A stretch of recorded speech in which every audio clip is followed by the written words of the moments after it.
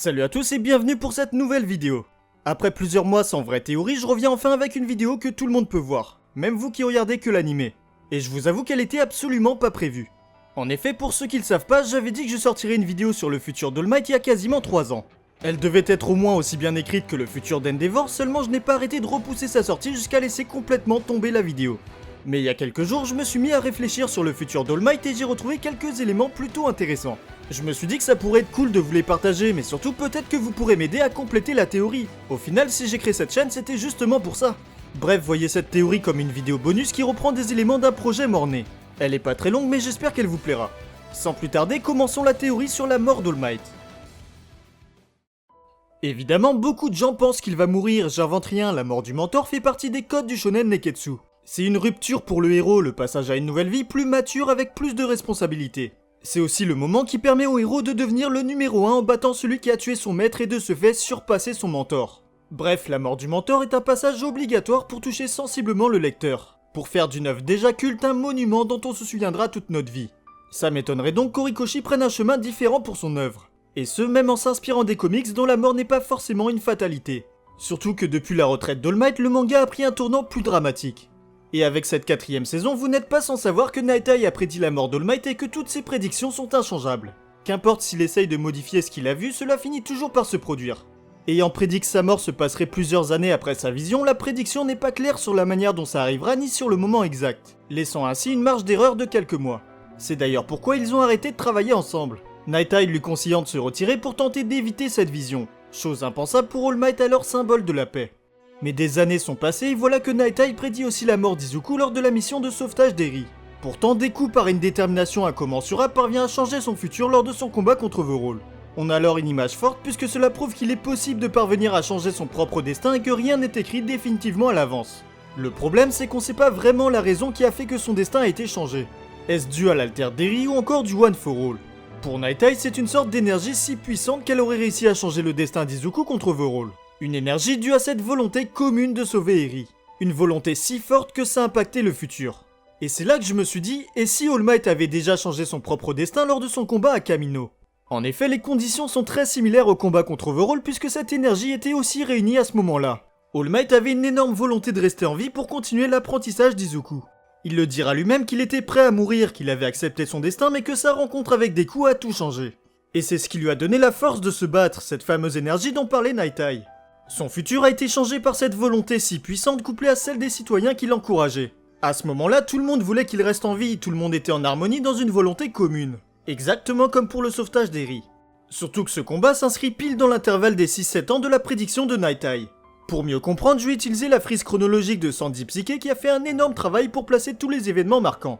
La première victoire d'All Might contre All for One se passe 5 ans avant la rencontre avec Izuku lors du tout premier chapitre. Et Night Eye ayant fait sa prédiction après ce combat, il faut donc compter les 6 ou 7 ans à partir de là. A noter que ça prend déjà en compte la marge d'erreur due au fait que plus c'est loin dans le temps, moins c'est précis.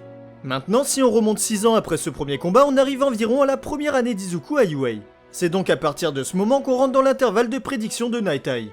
Tous les événements qui suivent et ce jusqu'à la deuxième année à UA sont donc compris dans l'intervalle.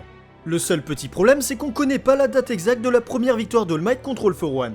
On se base sur le mois d'avril seulement parce qu'All Might parle de 5 ans en arrière au moment où il rencontre Izuku qui était en avril. Mais il peut très bien dire 5 ans alors qu'il s'est écoulé que 4 ans et quelques mois. Dans ce cas, l'intervalle de prédiction serait aussi décalé de quelques mois. En tout cas, pour que le deuxième combat contre All for One à Kamino soit en dehors de cet intervalle, il faudrait que le premier combat se soit passé après le mois d'août. Mais dans ce cas, on est plus proche des 4 ans en arrière que des 5 ans. Donc la phrase d'All Might serait un peu erronée. Bref, c'était un peu long à expliquer, mais au moins vous avez la preuve qu'il est possible qu'All Might ait déjà changé son futur à Kamino. Et ce grâce à cette forte volonté de rester en vie. Mais avoir vaincu la prédiction de Night Eye ne l'empêchera pas de mourir pour autant. Je pense que s'il meurt, ce sera d'une autre manière. En effet, Night Eye évoque l'apparition d'un vilain ainsi qu'une mort dans d'atroces souffrances. Mais All Might ayant changé son destin pourrait seulement mourir différemment. Si l'on considère le fait qu'Izuku et cette énergie qui l'a maintenu en vie, comment réagirait-il s'il était un jour au bord de la mort? À force de se battre sans maîtriser le One for All, Deku finira forcément gravement blessé. Bref, là où je veux en venir, c'est qu'All Might a fait la promesse à Inko de veiller sur lui. Le problème, c'est qu'il peut plus être là physiquement pour le protéger. Il en est d'ailleurs conscient de cette impuissance et s'en veut de rien pouvoir faire. Alors si Deku se blesse gravement, il se sentira forcément redevable auprès de sa mère à qui il avait juré de le protéger au péril de sa vie. Je vois donc pas d'autre alternative à un sacrifice d'All Might. Mais pas n'importe quel sacrifice, je pense que Deku sera au bord de la mort et que seul un don d'organes pourra le sauver. Vous l'avez compris, All Might sera ce donneur qui sacrifiera sa vie pour celle de son successeur. Évidemment, j'ai pris en compte que théoriquement, il n'est pas d'un groupe sanguin compatible avec Izuku. Mais en cherchant plus d'informations dessus, j'ai vu qu'il était possible de recevoir une greffe sans être compatible dans certains cas particuliers avec une dérogation. Et ce qui pourrait amener à cette dérogation serait qu'ils ont tous les deux porté le One for All. Techniquement, l'ADN de Toshinori s'est mélangé à celle d'Izuku, c'est de cette manière qu'il a pu recevoir le One for All. Donc si le corps de Deku a accepté le One for All, il accepterait plus facilement de recevoir un organe d'un ADN qu'il connaît déjà. Même sans pouvoir, All Might mourrait de la manière la plus héroïque possible, en sauvant une vie. Et symboliquement, ce serait fort, puisqu'en sauvant la vie du futur plus grand des héros, il sauverait indirectement des milliers de vies. Toshinori Yagi, à travers ce sacrifice, deviendrait une dernière fois All Might, l'homme qui a sauvé tous ceux qu'il a eu la possibilité de sauver. L'extinction d'une légende qui continuerait à vivre à travers l'homme qui incarnera le renouveau de la société. En effet, il nous est dit que les patients ayant bénéficié d'un don d'organes pouvaient prendre la personnalité du donneur. Je dis pas que Deku changera de personnalité, mais il peut arriver qu'à des moments de doute, la personnalité et le charisme d'All Might ressortent. Et c'est justement ce qui lui manque pour devenir un symbole pour la société. Mais Deku pourra aussi interagir avec All Might au sein des vestiges du One for All pour que le personnage continue d'exister. Malgré sa mort, il continuerait d'être présent pour Izuku d'une manière ou d'une autre. Voilà, c'est la fin de cette vidéo, j'espère qu'elle vous aura plu. Comme je l'ai dit en début de vidéo, n'hésitez surtout pas à compléter la théorie avec d'autres éléments si vous en avez. Comme toujours, n'hésitez pas aussi à me soutenir avec un petit pouce bleu et en vous abonnant si c'est pas encore fait. Vous pouvez aussi me suivre sur les réseaux sociaux Twitter et Instagram ainsi que me rejoindre sur mon serveur Discord. Tous les liens sont dans la description. Sur ce, je vous dis à la prochaine pour de nouvelles théories. Tchuss!